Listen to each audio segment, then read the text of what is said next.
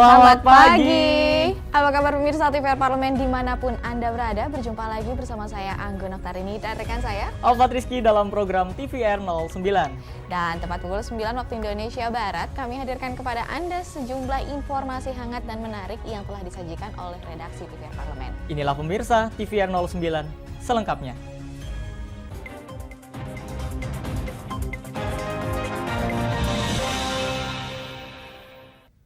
Pemirsa, Komisi 7 DPR RI menawarkan peluang investasi storage baterai kepada negara Jerman usai menerima kunjungan Duta Besar Jerman untuk Indonesia. Nah pemirsa, hal ini selaras dengan upaya Komisi 7 DPR RI yang sedang merancang Undang-Undang Energi Baru Terbarukan atau EBT.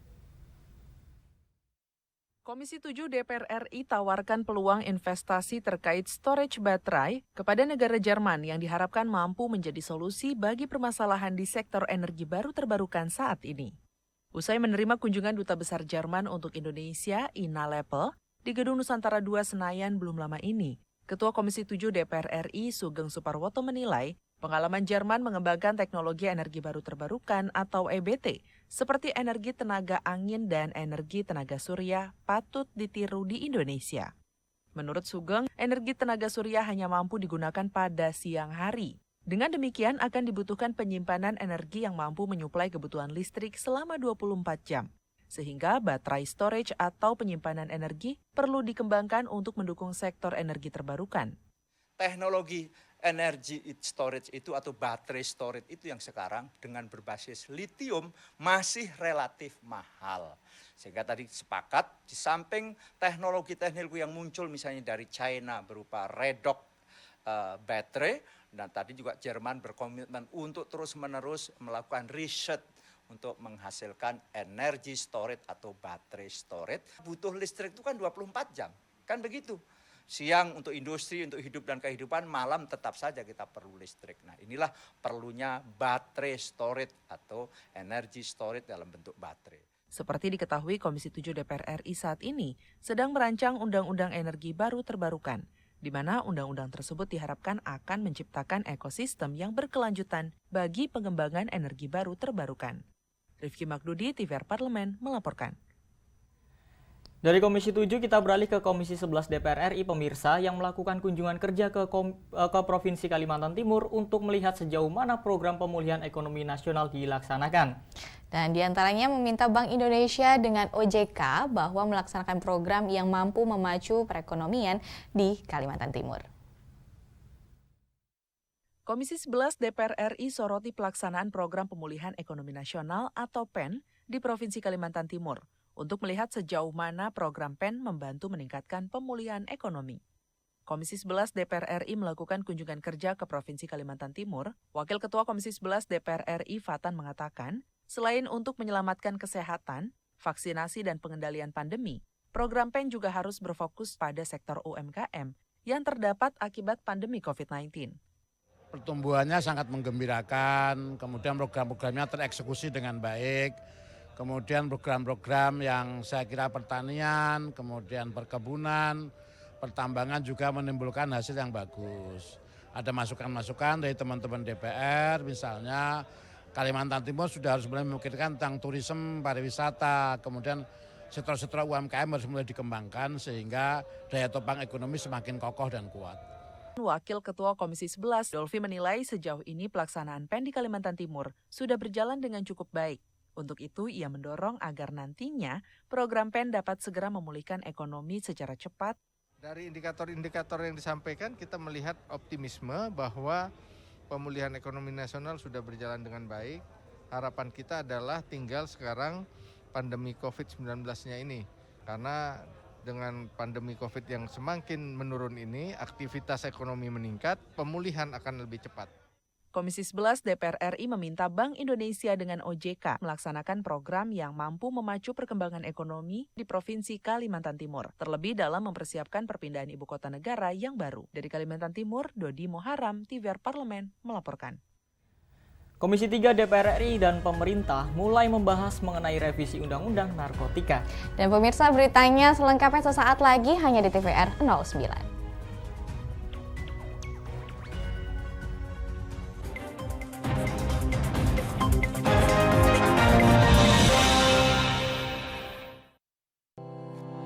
tugas dan fungsi DPR RI sangat penting bagi negeri ini sebagai pengemban amanat rakyat.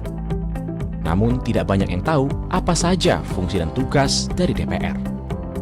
DPR mempunyai 3 fungsi pokok, yaitu legislasi, anggaran, dan pengawasan. Ketiga fungsi tersebut harus dilaksanakan dalam kerangka fungsi representasi yang mengedepankan kepentingan rakyat berdasarkan aspirasi masyarakat dan untuk kesejahteraan rakyat. Dari fungsi legislasi, DPR RI mempunyai tugas dan wewenang untuk menyusun dan menetapkan program legislasi nasional bersama dengan pemerintah, menyusun dan membahas rancangan undang-undang, menerima rancangan undang-undang dari DPD, membahas rancangan undang-undang yang diusulkan oleh Presiden ataupun DPD, menetapkan undang-undang bersama dengan Presiden, menyetujui atau tidak menyetujui peraturan pemerintah pengganti undang-undang yang diajukan Presiden untuk ditetapkan menjadi undang-undang.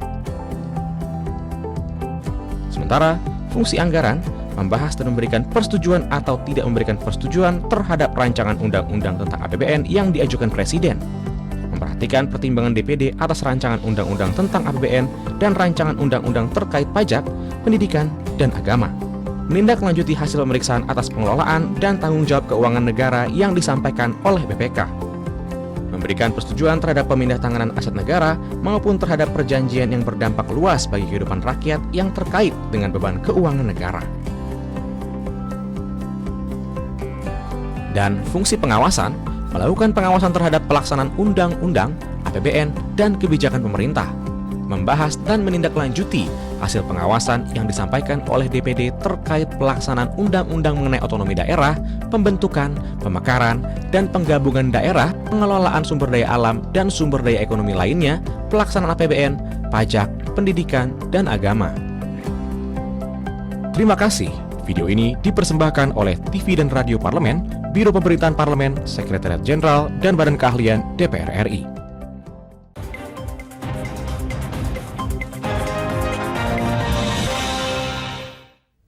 Kembali lagi pemirsa di TVR 09. Nah pemirsa, anggota Komisi 3 DPR RI mengusulkan penguatan Badan Narkotika Nasional atau BNN sebagai upaya penumpasan pengedaran dan penyalahgunaan narkoba di Indonesia. Dan pemirsa, selain itu masih banyak daerah yang belum memiliki lembaga rehabilitas narkoba karena terkendalanya akan biaya. Fraksi-fraksi di DPR telah menyampaikan pandangan Komisi 3 DPR RI dan pemerintah untuk mulai membahas revisi Undang-Undang Narkotika. Anggota Komisi 3 DPR RI mengusulkan penguatan Badan Narkotika Nasional sebagai bagian upaya memberantas peredaran dan penyalahgunaan narkoba di Indonesia. Dalam rapat dengar pendapat di Gedung Nusantara II DPR RI, Johan Budi mengungkapkan, penguatan BNN bisa dilakukan dengan menjadikan sebagai institusi luar biasa yang dimasukkan dalam revisi Undang-Undang Narkotika, mengingat narkoba merupakan kejahatan luar biasa atau extraordinary crime. Pemberantasan penyalahgunaan narkoba tidak akan bisa ditangani secara optimal dengan kekuatan BNN yang terbatas, terutama BNN di tingkat daerah. Dengan menjadikan sebagai institusi luar biasa, BNN diharapkan mampu memberikan perlawanan maksimal terhadap peredaran narkoba yang sangat masif di Indonesia. BNN ini dibuat extraordinary juga. Jadi kira-kira seperti KPK gitulah, diberi kewenangan yang lebih, dan yang di daerah itu karena sebagian besar BNN yang di daerah itu juga kekurangan dana juga, sedikit sekali pegawainya juga ada yang tidak bisa melaksanakan fungsinya secara utuh. Johan Budi juga menekankan setiap daerah atau provinsi seharusnya memiliki lembaga rehabilitasi bagi pengguna narkoba. Sayangnya, masih banyak daerah belum memiliki tempat rehabilitasi narkoba. Pasalnya, rehabilitasi merupakan salah satu cara tepat untuk menyelamatkan pengguna narkotika dari ketergantungan. Panji, TVR Parlemen, melaporkan. Pemerintah telah menyetujui program penanggulangan kemiskinan ekstrim untuk dilanjutkan di tahun 2022. Komisi 5 DPR RI akan terus memperjuangkan ketersediaan anggaran untuk pembangunan infrastruktur di daerah-daerah miskin dan sangat miskin. Menyetujui program penanggulangan kemiskinan ekstrim dilanjutkan di tahun 2022 untuk 212 kabupaten di 25 provinsi. Meski begitu, anggota Komisi 5 DPR RI mengkritisi banyak daerah penerima program tersebut belum terdata secara menyeluruh. Di Gedung Nusantara DPR RI Jakarta, Atari Gauti mengungkapkan, masih banyak daerah di Indonesia yang termasuk kategori miskin hingga miskin ekstrim, apalagi dengan adanya pandemi COVID-19. Sayangnya banyak daerah tersebut belum tercakup dalam program penanggulangan kemiskinan ekstrim oleh Kementerian PUPR. Komisi 5 DPR RI mendukung pemerintah melanjutkan program penanggulangan kemiskinan ekstrim dan akan terus memperjuangkan agar semakin banyak daerah miskin dan sangat miskin bisa mendapatkan program tersebut. Komisi 5 DPR RI juga akan memperjuangkan ketersediaan anggaran untuk pembangunan infrastruktur di daerah-daerah miskin. Mendorong perlebaran, jadi mana daerah yang belum mendapatkan program tersebut itu akan kami perjuangkan gitu. Jadi memang itu program yang bagus, tetapi kalau kita boleh bicara ya berpendapat bahwa sebenarnya negara kita ini merata itu masih dalam kondisi miskin sampai ke miskin ekstrim. Ditambah lagi dengan pandemi kemarin ini tentu saja semakin bikin bobrok kondisi kita saat ini kan. Pada 2021, program penanggulangan kemiskinan ekstrim telah menjangkau 35 kabupaten di 7 provinsi prioritas. Pelaksanaan program ini difokuskan pada penanganan renovasi rumah masyarakat miskin, penataan kembali lingkungan, air dan sanitasi. Masyarakat juga akan diberikan bansos. Raihan dan Teguh, TVR Parlemen, melaporkan. Komisi 3 DPR RI mendorong Direktorat Jenderal di bawah Kementerian Hukum dan HAM untuk mengoptimalkan cara dan upaya untuk meningkatkan capaian penerimaan negara bukan pajak atau PNPB tahun 2022. Guna mendukung penerimaan negara, salah satunya melalui PNBP, Komisi 3 DPR RI terus mendorong Direktorat Jenderal di bawah Kementerian Hukum dan HAM meningkatkan capaian target PNBP di tahun 2022 dengan mempermudah syarat-syarat kepengurusan pelayanan publik. Di Gedung Nusantara 2 DPR RI, Wakil Ketua Komisi 3 DPR RI Ahmad Syahroni mengatakan, Komisi 3 DPR RI menyetujui program-program di Ditjen Administrasi Hukum Umum, Ditjen Kekayaan Intelektual, dan Ditjen Imigrasi demi capaian PNBP di tahun 2022. Meski begitu, ada catatan Komisi 3 DPR RI terhadap penurunan PNBP di salah satu ditjen. Komisi 3 DPR RI mendorong ketiga ditjen Kemenkumham tersebut lebih mengoptimalkan cara dan upaya untuk meningkatkan PNBP masing-masing. Untuk bisa mendapatkan lebih apa yang sudah ditargetin dengan pencapaian-pencapaian atau mengurangi syarat-syarat dan mempermudah syarat agar mereka lebih luas untuk mendapatkan PNBP di 2023. Anggota Komisi 3 DPR RI Bimantoro Wiono mengapresiasi inovasi yang direncanakan Ditjen AHU, Ditjen Imigrasi, Ditjen Kekayaan Intelektual untuk mencapai target PNBP tahun 2022. Meski begitu, seluruh Ditjen Kemenkumham harus lebih mengoptimalkan percepatan pelayanan publik agar masyarakat bisa memperoleh kemudahan pelayanan. Dalam percepatan pelayanan terhadap masyarakat ini harus benar-benar kita optimalkan agar masyarakat benar-benar bisa mendapatkan kemudahan dan mendapatkan percepatan dalam pelayanan. Dodi dan Fiona, TVR Parlemen, melaporkan.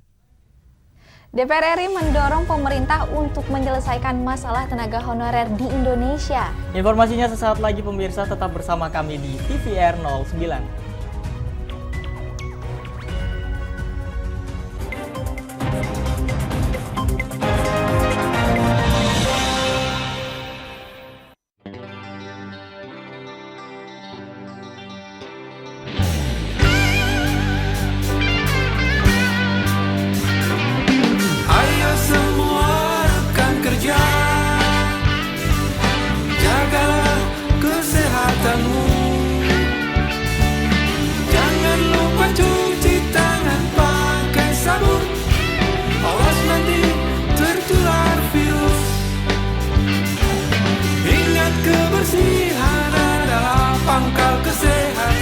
Kebersihan juga sebagian dari iman. Cuci tanganmu, jaga jarakmu, dan jangan lupa pakai maskermu agar terhindar dari virus. Jagalah diri kita, teman dan keluarga kita, bersama kita pasti bisa.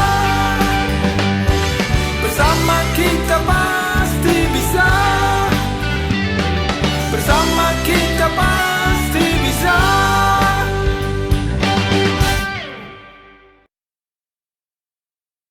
Virus corona menjadi perbincangan dunia. Beberapa negara sudah terjangkit. Ribuan orang di Indonesia terkena virus ini. Kita perlu antisipasi dengan melakukan hal berikut. Cuci tangan dengan sabun dan antiseptik. Gunakan masker atau penutup mulut saat bersin dan batuk. Masak telur dan daging hingga matang. Hindari kontak dengan hewan. Tidak saling berjabat tangan. Tidak berinteraksi dengan penderita. Jika memiliki demam tinggi, batuk, pilek, gangguan pernafasan, sakit tenggorokan, dan letih lesu, segera periksakan ke dokter. Waspada virus corona, cegah penyakit sejak dini. Dipersembahkan oleh TVR Parlemen, Biro Pemberitaan Parlemen, Sekjen dan DK DPR RI.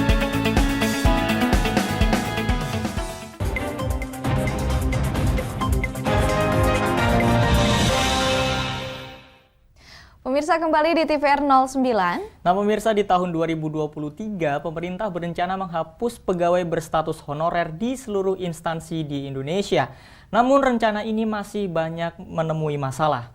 Nah, khususnya di bidang pendidikan dan kesehatan juga di DPR RI ini mendorong pemerintah untuk menganalisa permasalahan dengan baik agar tujuan penghapusan tenaga honorer ini tidak mengesampingkan hak-hak pekerja yang telah lama mengabdi di pemerintahan. Nah pemirsa, selengkapnya mari kita simak liputan mendalam yang telah dirangkum oleh tim redaksi TVR Parlemen berikut ini. Mulai tahun 2023 mendatang, pemerintah berencana menghapus pegawai berstatus honorer di seluruh instansi pemerintah. Nantinya, pegawai di pemerintahan hanya ada ASN yang terdiri dari PNS dan P3K.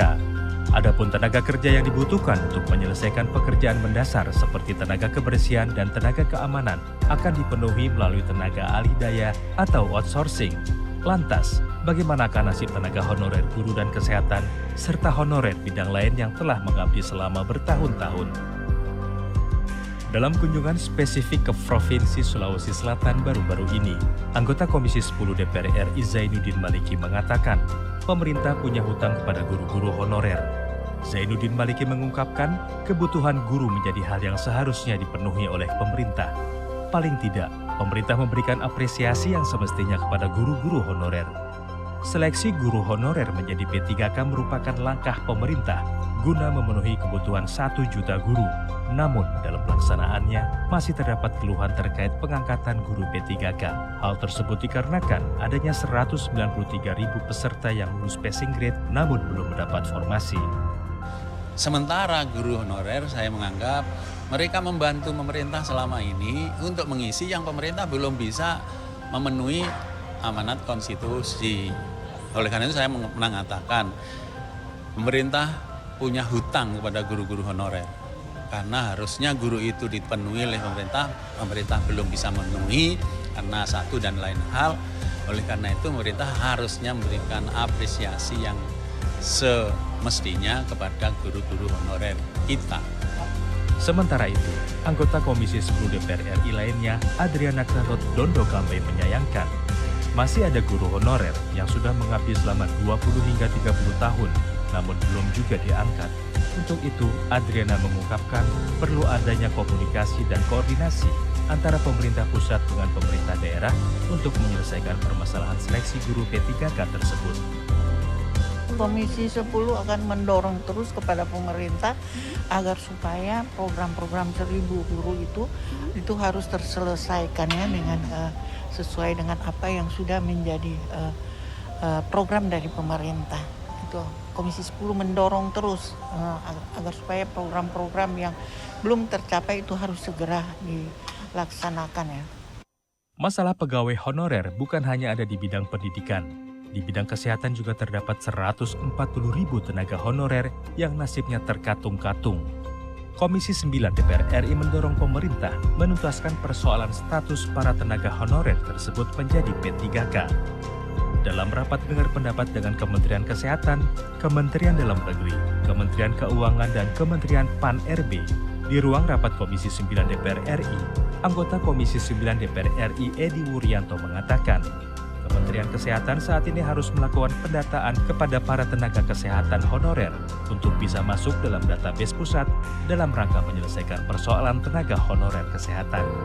Edi mendorong Kemenkes untuk berkoordinasi ke pemerintah daerah terkait formasi tenaga kesehatan serta menyelesaikan beberapa kendala seperti sistem seleksi dan persoalan anggaran penyediaan formasi tenaga kesehatan. Jadi yang paling mungkin adalah P3K, karena memang rekrutmen pemerintah daerah itu sering tidak standar.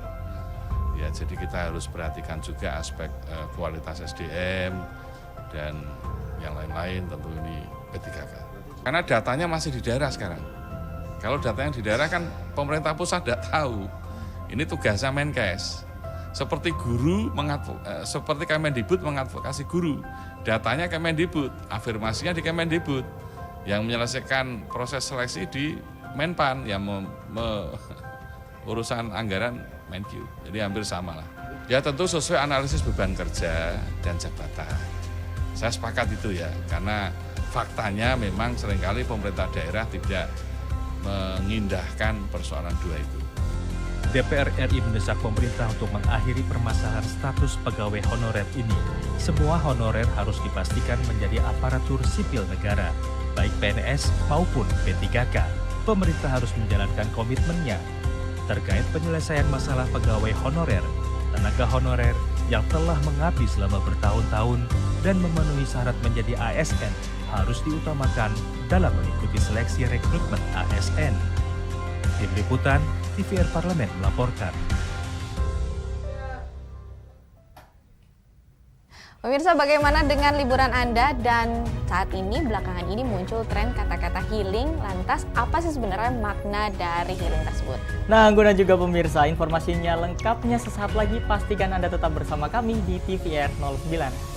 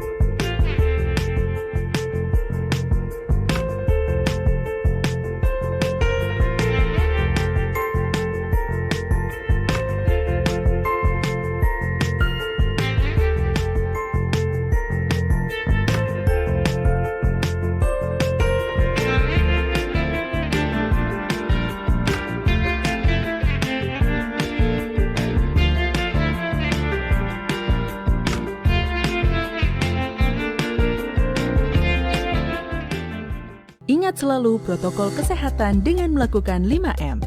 Memakai masker, mencuci tangan pakai sabun, menjaga jarak, menjauhi kerumunan, membatasi mobilisasi dan interaksi.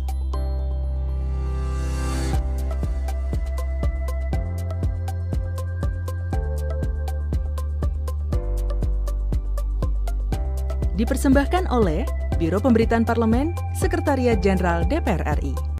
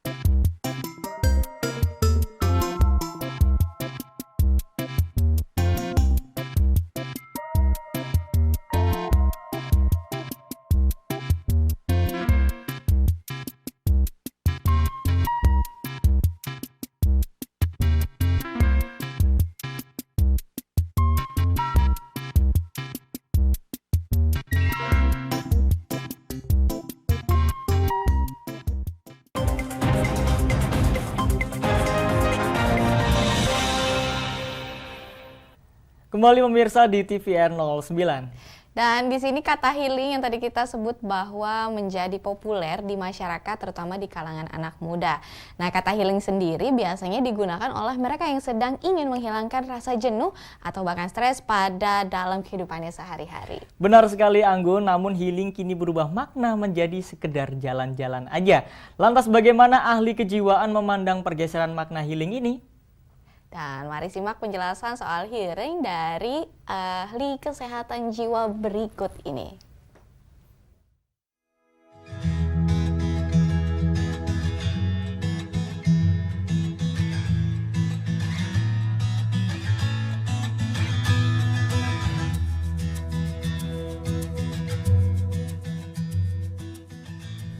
Oke, kalau per kamus gitu ya, healing itu kan sebetulnya artinya menyembuhkan diri baik dari luka fisik ataupun mental. Contohnya kalau fisik ya, kalau kita sakit atau kecelakaan, kemudian tubuh kita luka, tentu butuh proses pemulihan ya. Proses pemulihannya itu dikatakan sebagai healing period atau periode healing. Kemudian apa yang disebut dengan healing secara mental?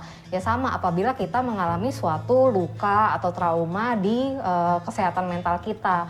Misalnya ada pengalaman-pengalaman yang kurang baik atau pengalaman yang sifatnya traumatis yang kemudian mempengaruhi perilaku kita atau perasaan kita. Hal itu tentunya membutuhkan suatu periode atau proses yang disebut dengan healing itu. Ya, cara untuk melakukan healing tentunya tergantung dari penyebabnya apa. Kalau healing secara fisik, misalnya dia menderita penyakit tertentu atau dia habis kecelakaan, ada kecacatan sisa dari kecelakaannya itu, ya dia tentunya membutuhkan perhatian di bidang medis gitu ya. Dia bisa berobat atau menghubungi dokter-dokter yang terkait dengan penyakit atau kecelakaannya itu. Kalau healing secara mental sama sebetulnya seperti healing fisik ini. Tergantung dari penyebabnya dan apa yang dibutuhkan dan diharapkan dari si pasien ini.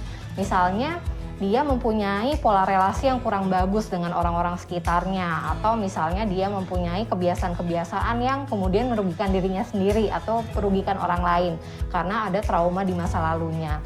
Apabila kondisinya seperti itu, tentunya dia membutuhkan healing dengan cara konsultasi ke profesional kesehatan mental. Iya, betul sekali.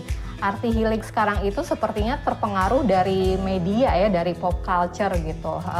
Baik di luar negeri ataupun di Indonesia sendiri banyak sekali orang-orang, terutama anak muda gitu ya, menggunakan istilah healing ini sebagai cara untuk menyembuhkan dirinya. Sebetulnya kalau coba kita telaah, istilah healing yang ada sekarang ini lebih mengacu pada bagaimana cara kita menurunkan stres gitu. Stres kan macam-macam ya, ada di sekolah atau di pekerjaan, di keluarga.